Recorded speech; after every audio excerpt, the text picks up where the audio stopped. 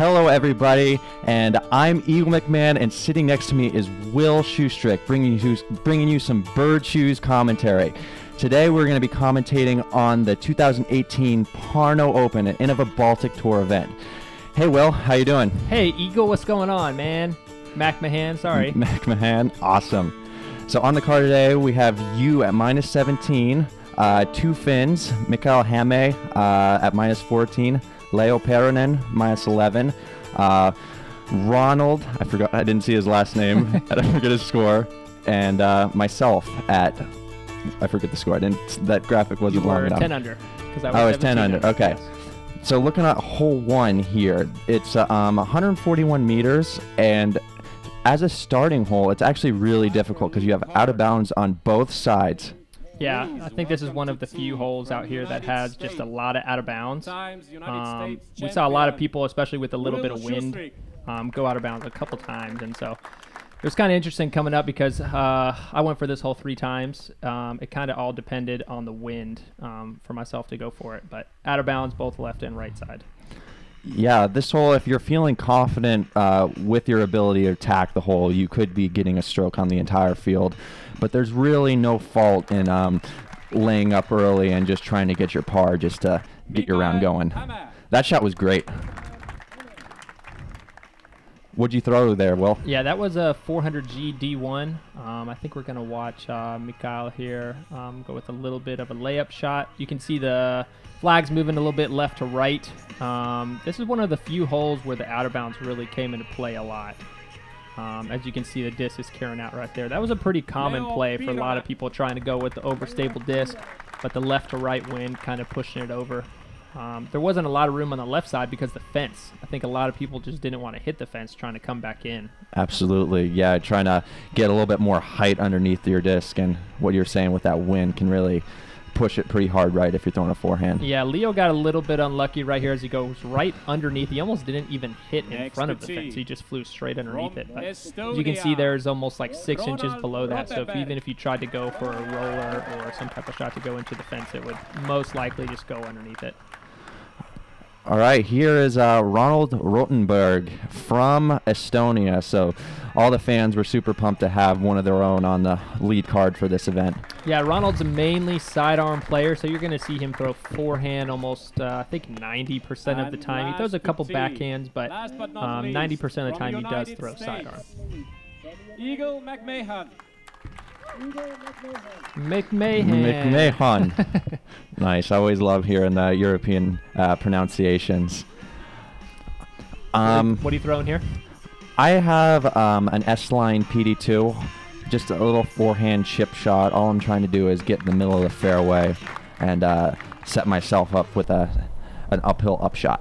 And you did that about every round. Yeah, I never really felt confident running the green, especially to start out. Mikael throwing his upshot right there, a little bit short. There is a little bit of a drop off behind the basket that goes towards out of bounds, but it's not bad. Giving a little bit of a run, but landing up on top. And then there's his the Ronald with the sidearm going up there.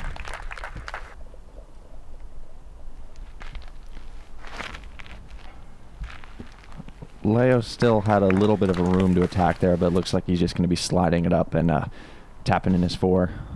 Yeah, it looks like Mikael here is a little bit, I think he's like 25 feet or so, and there's almost no wind at this point. It was really gusty throughout the week. He made a lot of really good putts that were about that distance. You can see the wind picking up just a little bit. It was, once again, it was definitely gusty throughout the round.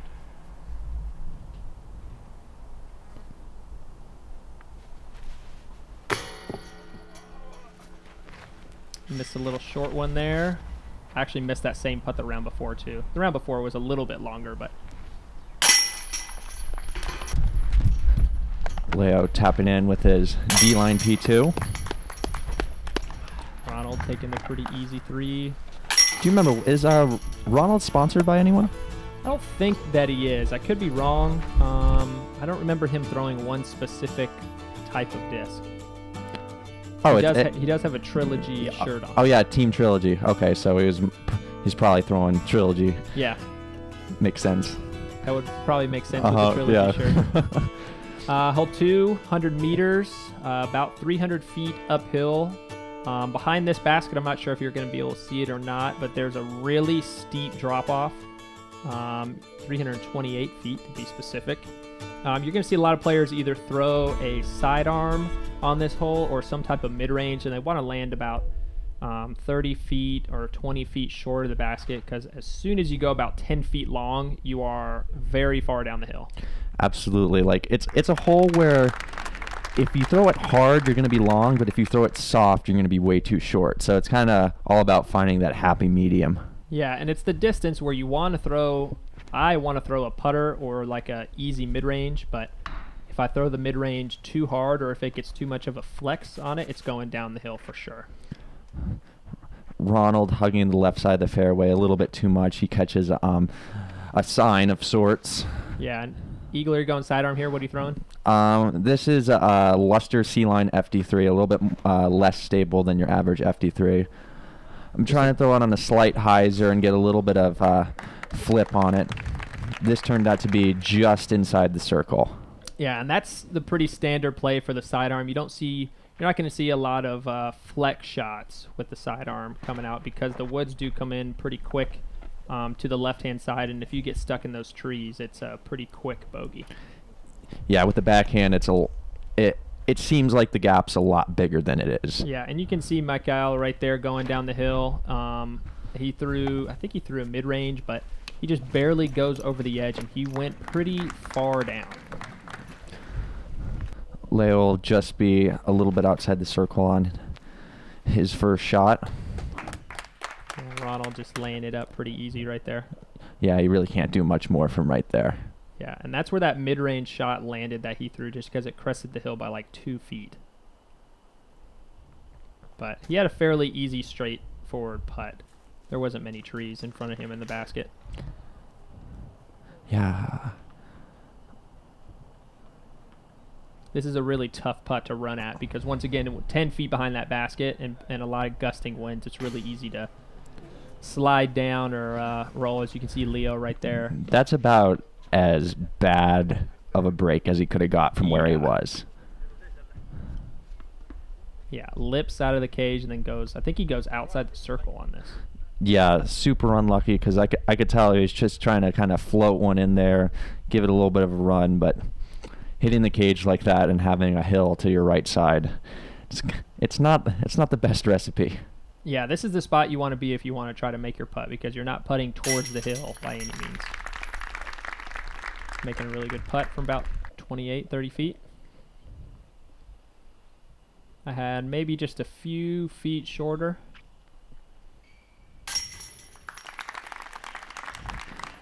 Nice center. Yeah, and these guys are just cleaning up just a little bit, taking the par. Ronald taking fairly easy par. I gotta say, I was a little intimidated by Ronald coming out of the gates, going all red, Tiger Woods, and playing with Estonia. Like, we're on his home turf, so I knew he was bringing some it's heat. Like an upgrade to your game if you play in your home country. Oh yeah, absolutely. Right, Eagle and I take the twos, and Leo takes the lone bogey.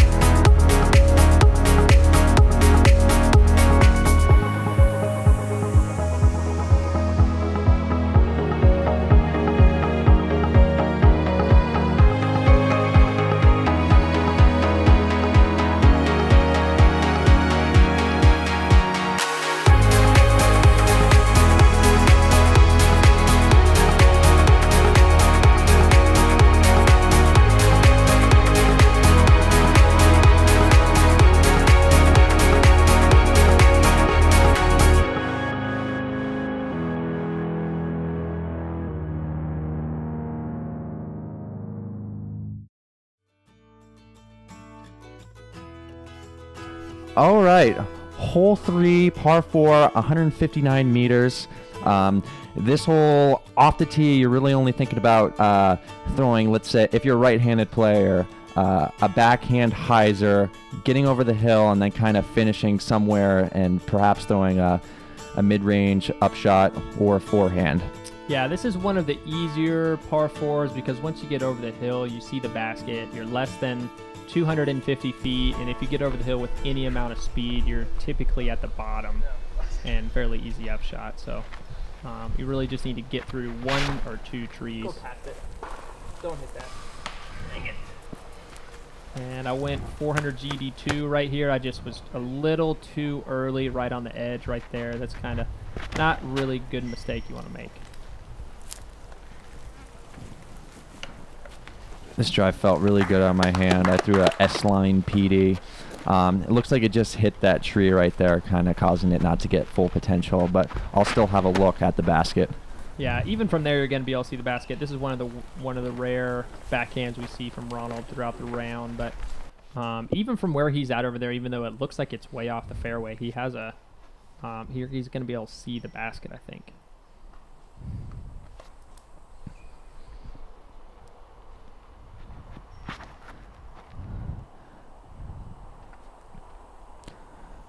This is piped right here. Yeah, that's a good shot right there. You can see the disc kind of fades back to the left. That's kind of where the fairway is. I saw a lot of people get birdies too from on top of the hill, kind of dead straight. Leo throws this disc a lot. I'm not sure exactly what it is, but he throws this disc for a lot of shots. And kind of where he lands too, even though he didn't fade left, he has a pretty straightforward. I'm looking to kind of just pierce through this little tiny gap right over this tee pad. It's kind of one of those shots that you either hit it and you're going to get down there by a good amount, or if you clip early, which, spoiler alert, I just did, I'm not going to go very far. But yeah, there's really no other shot. You really had a difficult position right there. I mean, with that small of a gap, there's really no percentage that you're going to hit that most of the time. So yeah, and this is one of those I throw A3 right here, kind of turn it just a little bit too early. Once again, hit another tree, so I'm not looking really good sitting in the middle of the fairway. Eagle, as you can see, even though he hit a tree, he's about 220 feet. Do you think? Maybe less, maybe more? I'd say probably that's about accurate. I was doing a standstill forehand approach and just really didn't get the proper angle on it out of my hand. Do you always put your right foot first and behind the mini? It depends. On a shorter forehand approach, it takes my lower body out of the shot, so I'm able just to kind of go more point and shoot. Point and short? Point and short. I threw the same disc. I just hit the tree, so I threw A3 right there. This is a perfect drive. Just a little baby flick upshot to the basket. Almost gets it in the bullseye.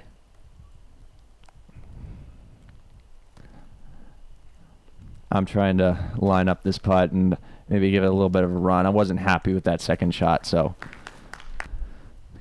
ended up a little bit left. Yeah, and here's this Ronald's third shot, just kind of flicking it up there. Once again, this is, even though we're kind of struggling on the hole so far, this is definitely one of the easier par 4s. It's definitely one that you're hoping to get looking at it. It's always fun whenever there's a tree dead center of the basket and you're about 15 feet away.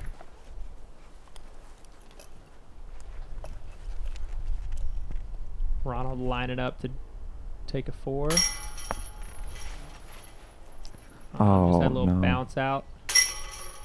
The couple of the baskets were kind of leaning. You can see a little bit right there, but they changed around the course, I think, slightly. Based on like the normal play from what I understand. So they brought in some better baskets than the normal course, and then changed the course around a little bit too as well. So they brought in some 10 baskets, but that's kind of just what you get for playing with a little bit of 10 baskets sometimes.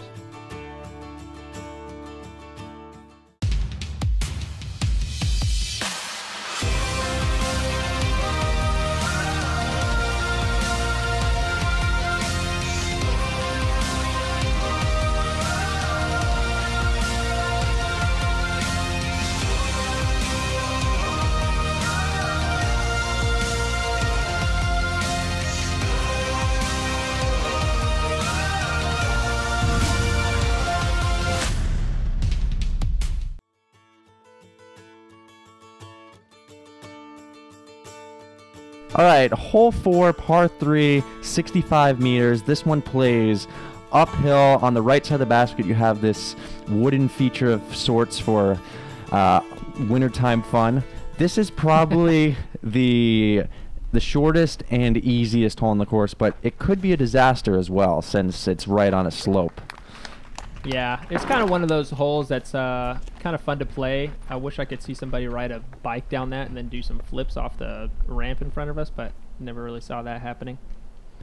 Yeah, that would have been cool. I was kind of hoping for the same thing, but instead we have people throwing forehand shots. It's a distance where you're probably throwing like a Firebirds type disc, just a little bit of flex on it. And Leo actually, he goes underneath that that wooden whatever it is, and I think he should be like well inside the circle. Right here I'm throwing a glow gator, just trying to throw it flat just a little bit left of the basket. Yeah, and if you hit that ramp thing, it would kind of do this weird spin a bunch of times and it would roll straight down the hill. So the last thing that you want to do is come out early because you also are blocked with the putt. I'm going very similar to the glow gator. I'm going with a A3. I threw this the last 2 rounds, but the first round I threw H1, and I realized like this is actually kind of a short hole if you just play it directly at the basket. There's a ton of elevation on this hole, as you can tell. Pull it just a little bit, but still that's inside the circle. Just uphill putt. Yeah, it being so short, like if you place a disc anywhere on that hill visible from the tee pad, you're probably inside the circle. That's one thing that I realized. You don't have to necessarily park it. You can be further down the hill and you're going to have a fairly makeable putt. Yeah, Ronald hit a tree right there. A little bit of a tough putt going straight uphill. You don't really have a lot of footing right there either. There's a lot of sand throughout the course. I have to putt straight through these trees. Wow. But there's still a decent look though. They're a little bit more open than what you can see on the video. But if you don't have a clean release through them, you're going to end up hitting the tree right in front of you. So I thought that I made it the whole time, but going uphill, you always have to putt it a little bit harder. And here's some of that disaster you were talking about. Oh my gosh. I actually got lucky at the very bottom because I hit the telephone pole, the light pole.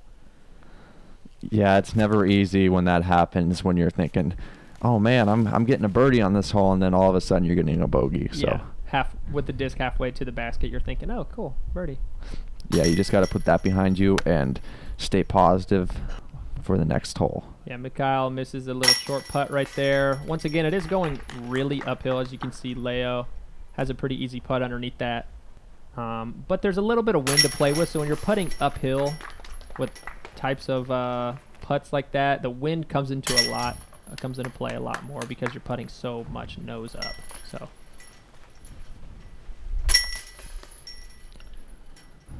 Little tap in 3 for Mikhail.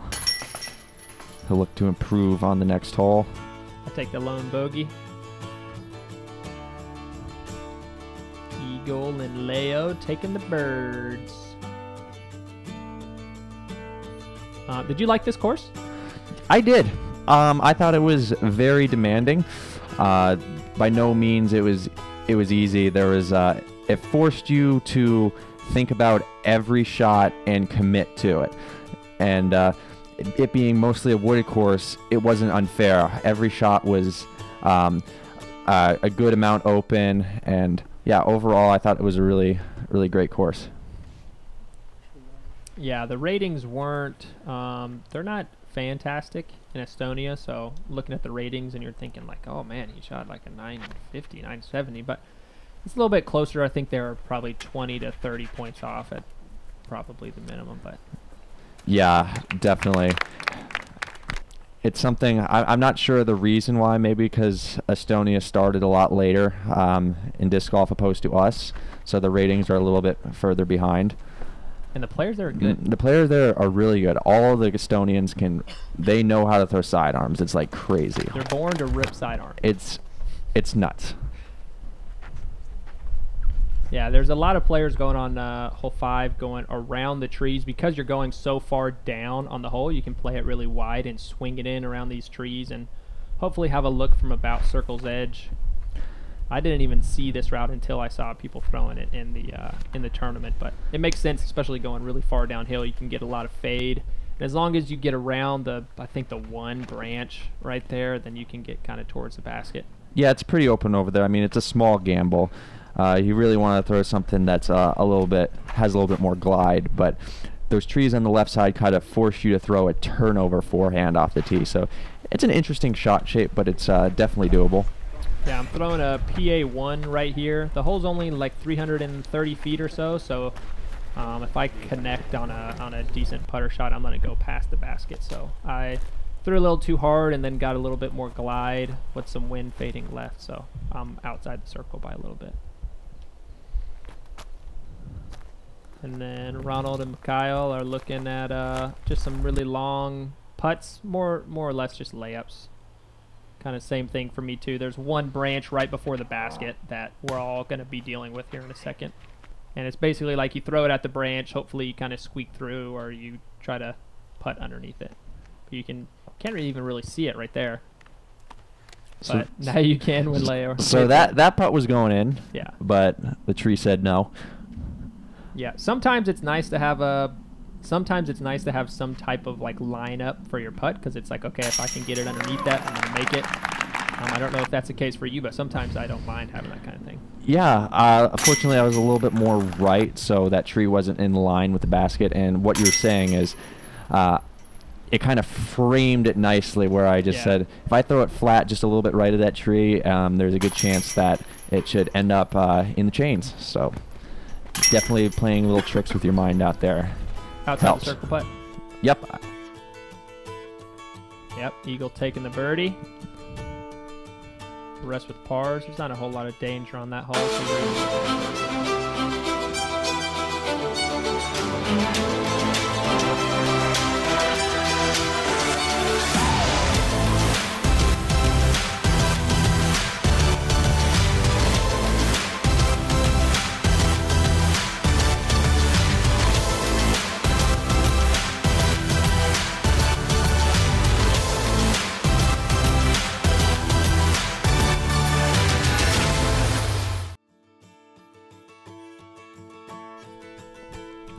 Hole 6, par 3, 125 meters. This is a perfect example of an Estonian hole. We're talking about Estonians having huge sidearms, and if you got one on this hole, that's where this is the hole you want to throw it on. So just basically power forehand, miss a few trees, and hopefully get inside the circle and give yourself a birdie. Yeah, this is a good example too of the holes that we had to play throughout the week. They're not super easy. And for me, it was outside my sidearm range. I know you like to throw that kind of power hyzer sidearm. And coming in a little bit later in relation to coming early is kind of the way to go on this hole. You got a little bit of a branch kick, which probably took about 30 feet off your shot. I think you ended up slightly outside the circle. You can see Leo doing the same thing, catches a little bit early. You want to travel down that road for as long as possible and then have a late fade with a little bit of a slip. Yeah, I think 4 out of 5 players will opt for a forehand on this hole. Yeah, and for me, it's just slightly outside my comfortable range of throwing sidearm. And then once I get into that range, I always feel a little bit more confident being able to go turnover or hyzer flip. This is actually the type of hole that plays easier if there's a headwind, because you can late flip it a lot easier. I'm throwing a 400G M4 on this hole, just nice and easy slight hyzer, hoping that it fades a little bit. Gets pin high, but didn't really pull over a whole lot. But I have a look at the basket. Yeah, you want to ride that hyzer to get past the first initial set of trees and then get that late flip to the right. Mikhail, probably from about 15 meters or so. Yeah. Yeah, these are fairly long putts. Kind of either a little bit of a layup. There's not much danger on the putting green. I have a little bit of an awkward stance with the root. Once again, I'm about 15 meters. We're all about the same distance here. I had this putt probably 7 times throughout the last round, it seemed like. I think I'm probably from about 11 or 12 meters right here. Yeah, and you can see the wind dropped it. just a little tiny bit, and looked like it was going in, but just hit that top little nub. Yeah, I remember that putt, and out of my hand, I really liked the way it felt, but yeah, that wind kind of just pushed it down. I don't think we saw Leo's upshot, but that was actually for par. I remember he actually threw a Scooby approach, and I thought it was really good. Yeah. No one clapped in the gallery, and yeah, I think he threw it upside down, and everybody was like, "Are you allowed to do that?" And he got up there pretty good and made a good putt for par. Yeah, good scramble from Leo.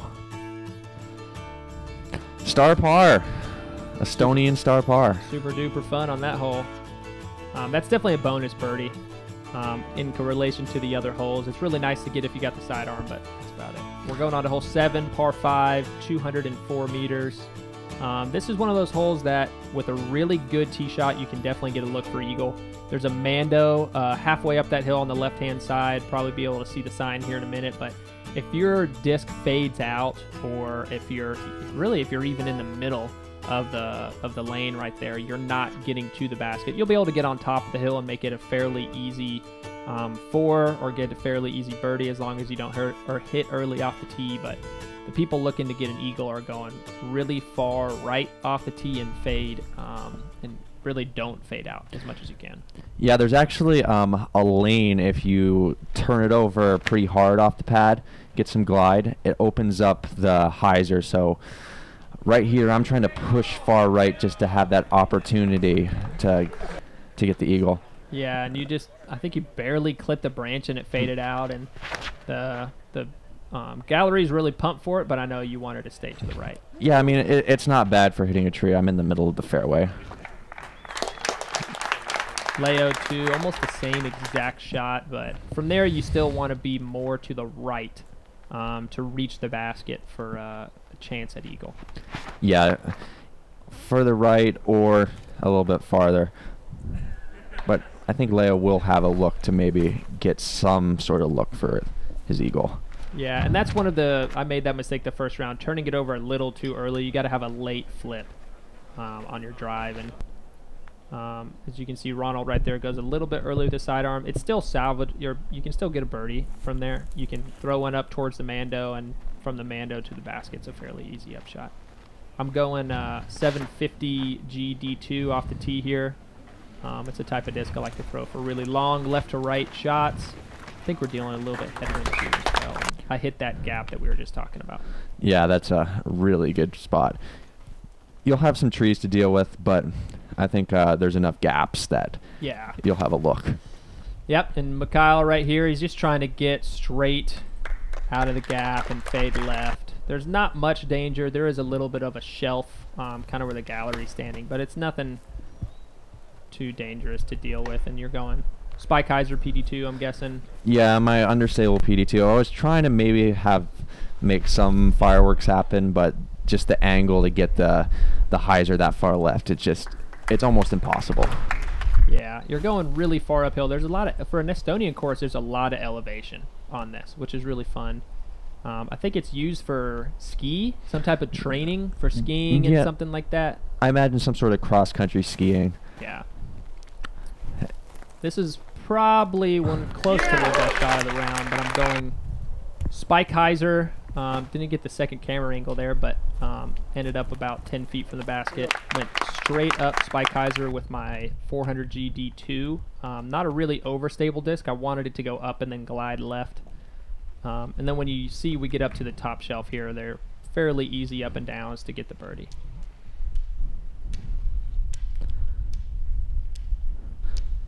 You can see the wind's picking up. Yeah, you can't really hear too much of the wind, but it was ripping right here. It was pretty good. I felt like you can see his disc kind of scoots over to the right after it hits the ground. I felt like all 3 rounds, like this little area, the putting on this green and the next hole, it was always windy since it was a lot higher up than the rest of the course. Yeah. See Ronald with a really good putt right there. I think that saved his 4. Even from where you're at, I mean, you even had it looks like a pretty easy putt, but there's a lot of wind right there. The flag's not moving too hard. Yeah, I remember that putt. I definitely had to think about it a little bit more than I wanted to. These are fairly easy tap-ins.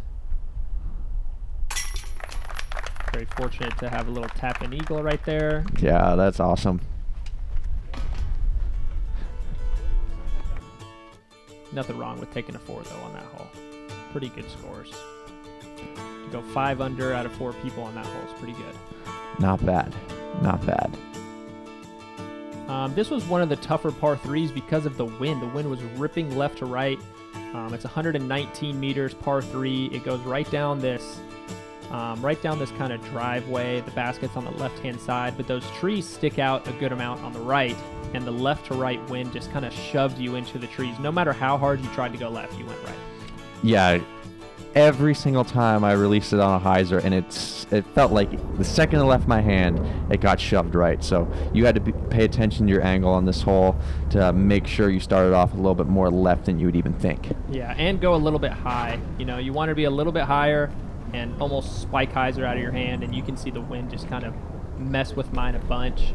I clipped a little tiny branch at first, and then I hit the tree coming in towards the basket, and it leaves me like 50 feet or something like that. Every round I threw an MD3 on this hole. Looking back, it was probably the wrong idea, just because it didn't really fight the wind as good as a driver might. But this one I actually fight through all the trees, and I'll have an outside look. Yeah, this was the type of hole where you throw hyzer and it moves to the right. Yep. Like you throw spike hyzer out of your hand and it moves to the right the whole time. Like you just don't have. And if you can get a shot like that, like Leo just had, to where it gets through a couple of the little skinny guys, you're going to have a look from probably 40 feet or so. But you can see that spike hyzer out of his hand is still moving to the right, and we didn't really see where that one finished, but I think he's still slightly outside the circle. And then Ronald with one of his, you pretty much are forced to go backhand on this hole. There's not much besides that. You could do some sort of weird overstable forehand. Yeah. Yeah, just really long kind of pokes at the basket here. Not much trouble on this hole. Once again, I'm looking 50 feet, jump putt.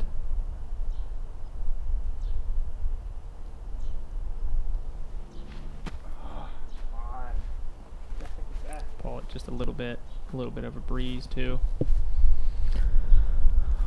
You got a fairly wide open look. Yeah, I'm probably about 13 meters here. There's a little bit of wind. I mean, there's not really that much wind, but there's wind in my mind, and it kind of made me overthink it a little bit. Kind of went a little bit too far past the basket for my comfort.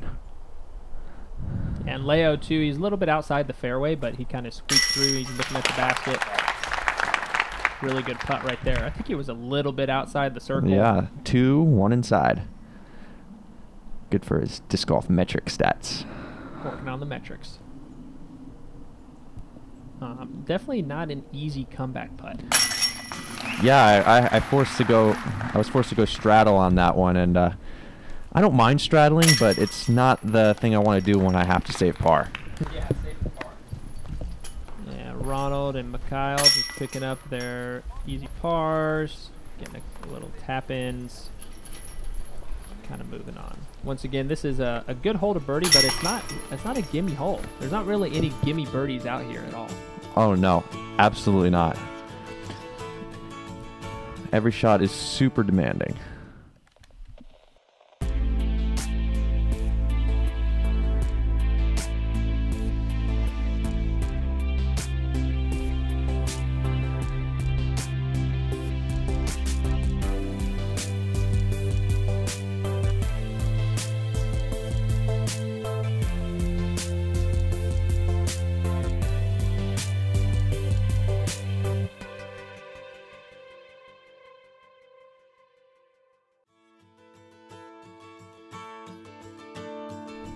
Hole 9, par 3, 82 meters.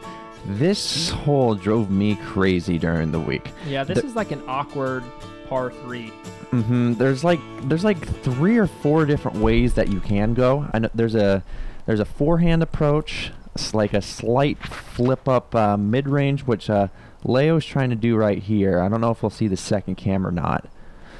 But he just kind of flips it a little bit too much, and he ends up out of bounds.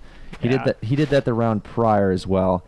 It was really easy to flip it over on the backhand, and I went with the same disc every round and ended up about 30 feet short. Ended up within 5 feet of the same spot every single round. I threw A3 sidearm.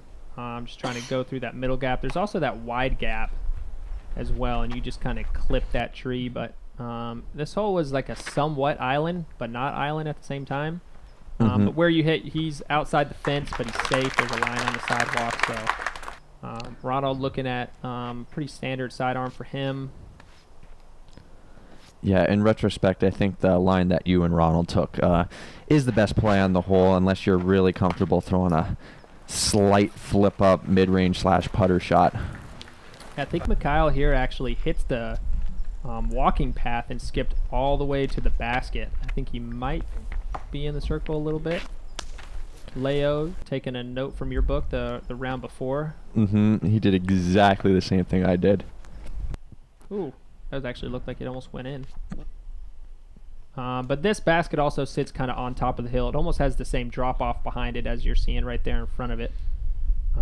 Mikhail's second shot as he skipped off the... I don't think he realized he skipped off the path, but it went pretty far after it hit that. Yeah, on this hole, unless you're inside the circle, you're going to have a little bit difficulty running it. Yeah, and this is another hole, too, where the wind comes into play. You're near hole 1 as Leo putts for his bogey. I have a little bit going straddle right there because the tree is right behind me. Come on. Got a little bit of a headwind. Just keeps it up just a little bit too long right there. So this is Ronald's shot. Ronald with that lone 30. Yeah. So this will be Leo tapping in for a 5. Yeah, he threw his mid-range up there, and exact same thing 2 rounds in a row. The wind just pushed it, coming in left to right. Really easy to reach that sidewalk. We didn't see the catch cam, but if you turn your disc over, it just immediately finds the out of bounds. There's no room for it to really stop. And Mikhail tapping in for his 3. I'm also taking the 3. All right, guys. Well, this was the front 9 of the 2018 Pärnu Open. Bird Shoes commentary. We'll see you on the back 9. So stay tuned.